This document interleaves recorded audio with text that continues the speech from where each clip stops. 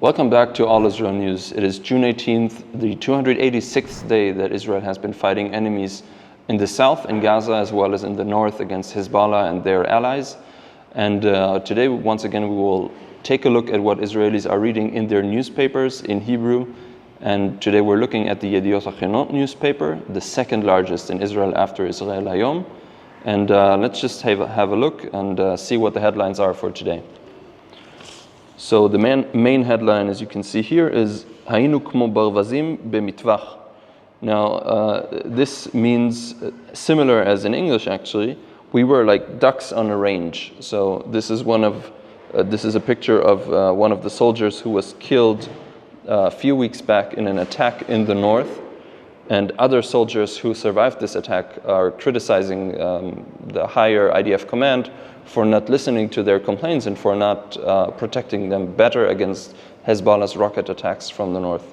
Now here we have an interesting subheadline that reads as follows: Mefaked bashetach itchanen. So this means a field commander, a low-level commander, begged, Kol daka kan mesakenet chaim shel asot chayalim. So every minute here endangers the lives of tens of dozens of soldiers.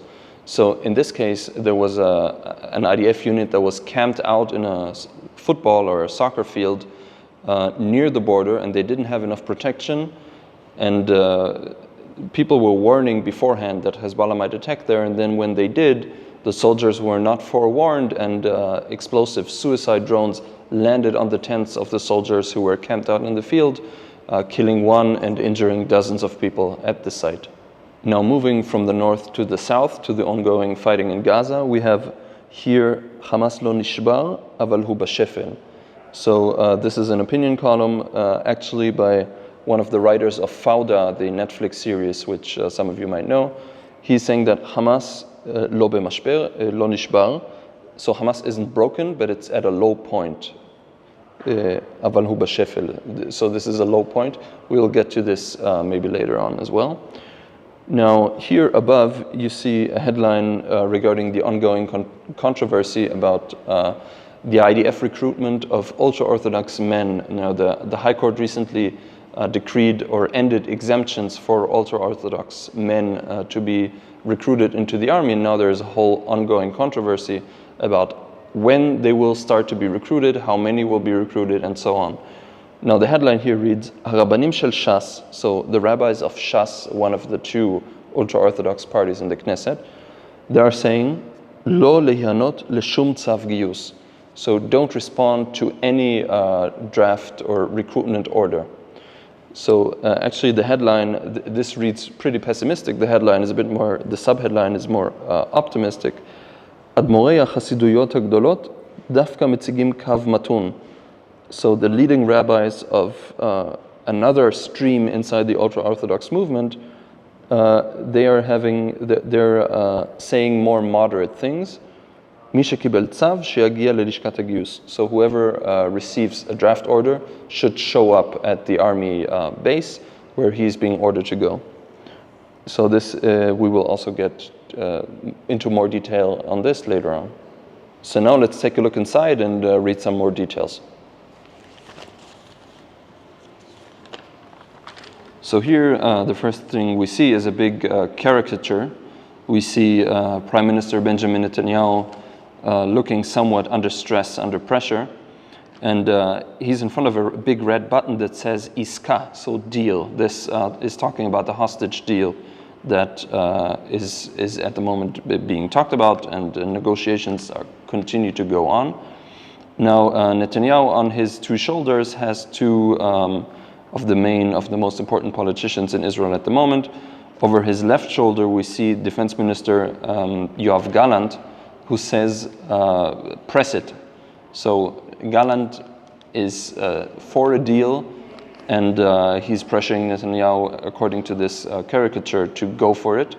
But on the other side, on Netanyahu's right shoulder, we have National Security Minister Itamar Ben-Gvir, and he's saying, don't press it.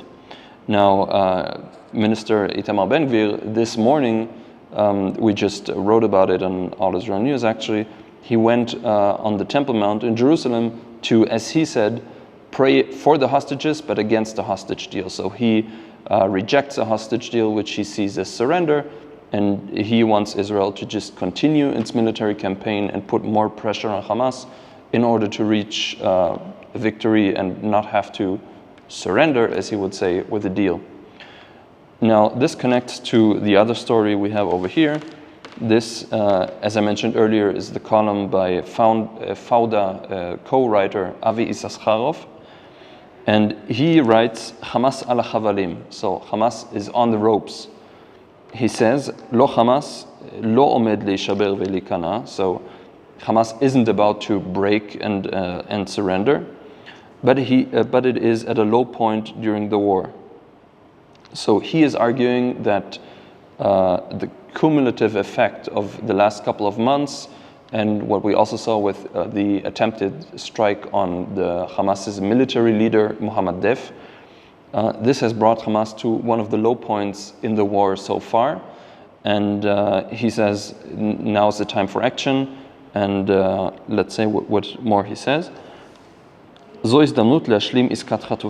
says, this is the moment, this is the possibility to reach a hostage deal. So just now, at this moment, when Hamas needs a truce more than ever, that's the time to reach a deal. Okay, so now let's move to the next column over here. The title of the column is already a play on words. It's saying Achim LaTawuyot. So this is a play on words on the name Achim LaNeshek, which is an organization that started as an organization of reserve soldiers and active IDF soldiers protesting against Benjamin Netanyahu's judicial reform, which, if you can remember, was the big issue in Israel before the war. Now, he is writing Al Sakanat Hatzotkim Tamid, on the danger of those who are always right. And Achim LaTawuyot, the title that I mentioned earlier, means instead of brothers in arms like it's supposed to mean, it means brothers in mistakes. Now, for this column, we need to give some context. In the recent days and weeks, two events happened that brought back to the public eye the whole issue of the protests against the judicial reform. And as part of those protests, the aforementioned Brothers in Arms organization called on reservists and in some cases even active soldiers to refuse duty, to what some may call insubordination, to refuse their duty in protests against the judicial reforms. Now, two events, as I mentioned in recent days, brought this back into focus. One is the investigation of the IDF's failures. In a first conclusion to a part of the investigations, the IDF published a report about what happened in Kibbutz Be'eri, which was one of the worst hit areas in the Gaza envelope on October 7. And so this whole issue of the investigations and the IDF's failures caused some people again to bring up this issue and to ask if the IDF was ready and if it was impacted in some way by those protests against the judicial reform.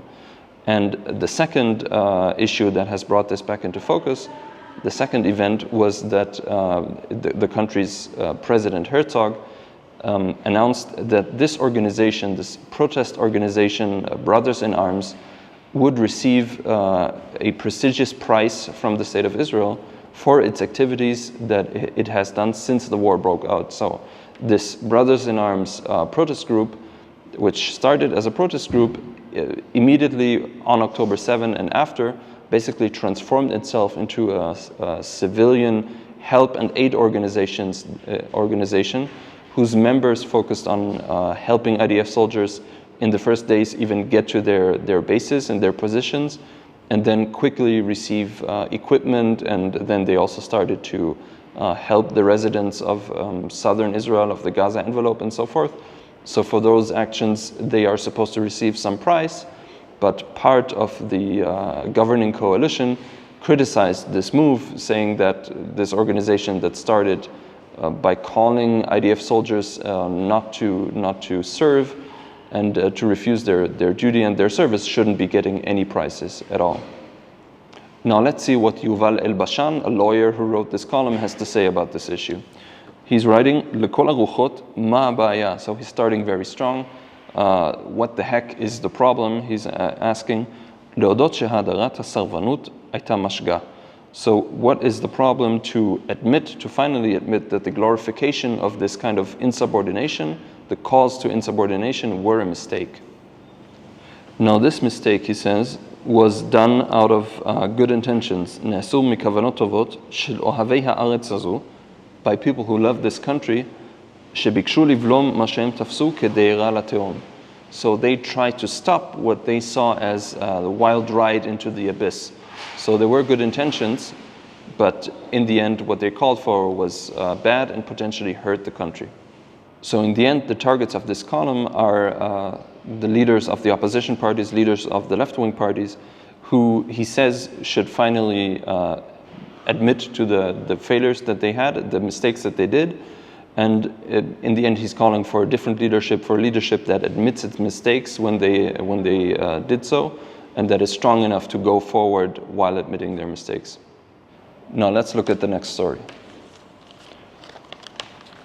Now here on this side we see קרובות חטופים לנועה ארגמני. So hostage families are turning to Noah Argamani, who is one of the hostages that was freed in this amazing raid by the IDF a few weeks back, where they freed Noah Argamani and 3 other Israeli hostages. So now, we wrote about this yesterday on All Israel News. Noah Argamani reportedly accepted an invitation to accompany Prime Minister Netanyahu on his visit to the US in a couple of days. And this garnered some criticism from other hostage families who are very critical of Prime Minister Netanyahu. Al tatusi im Netanyahu kekishut. So some of the hostage families are saying to Noah Argamani, don't fly with Netanyahu as his decoration. This is what they're calling it. And many of the hostage families, members of the hostage families, have commented on this issue. For example, there's one who said, dearest Noah, so by the way, this is Mayan Sherman, and she said, dearest Noah, he is using you. So this is what they're saying, that Netanyahu is using the hostages for his own purposes. So Ifat Calderon, whose cousin is still being held by Hamas in captivity, she wrote to Noah Argamani on X as well. So she writes, somebody please explain to dear Noah Argamani that he's using her. She was kidnapped twice, once by him, meaning Netanyahu. So you can see that those are very difficult, very strong statements by some of the hostage families. As we also reported on All Israel News, some of the hostage families, there has been a split, so some of them are more pro-Netanyahu, or at least they're not criticizing him openly, and other hostage families have basically merged with the existing anti-government and anti-Netanyahu protest movement and are mainly protesting against Netanyahu, while also demanding a hostage deal. So again, this is a very difficult story for most Israelis. I think that we have these strong clashes within Israeli society, and of course, the hostage issue is an ongoing wound in Israeli society until the hostages will return, hopefully soon. Now, let's finish with something a bit lighter. Let's turn to the sports page, because there is a story that connects to the US. Most of our audience is in the US, and I like basketball, so let's have a look at it. So, this here, as you can see, is former NBA player Patrick Beverly. He played with the Milwaukee Bucks until recently, but he has decided to come to Israel, and surprisingly not to the powerhouse Maccabi Tel Aviv, which is one of the best basketball clubs in the EuroLeague and in Europe, but to the smaller cousin Hapoel Tel Aviv. So let's see what they write here. So the main headline here is She'elat HaMilyonim, so the million dollar question, basically. So if you're wondering right now who Patrick Beverly is, he isn't one of the biggest stars in the NBA, but for Israeli sport fans, any established NBA player who comes to Israel to play, of course, is a big deal. Now, this article is talking about how he was offered a very big contract. Again, this is a player who wasn't a star in the NBA, and he's already 36 years old. And the article mainly talks about a problem that exists for many European clubs who bring over NBA or other American stars to play in Europe, and then for many reasons, sometimes the players who were stars in the NBA don't turn out to be all that they promised to be in Europe. So they're giving some examples down here. We see Amari Stoudemire, who is maybe one of the highest profile former NBA All-Star players who came to Israel, probably in Israel's history, the biggest star who joined.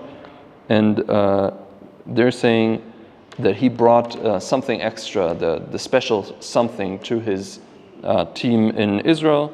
But on the other side, we have Nate Robinson, who some may remember as the winner of several dunk contests in the NBA. And they say that he didn't leave anything behind and was forgotten almost as soon as he arrived here in Israel. So this is, we hope, something different, a bit of an insight into Israeli sports. Israeli sports fans are always very excited to have an NBA player come here to play and to watch him here in our stadiums. And especially during the war, of course, this isn't something that is to be taken for granted.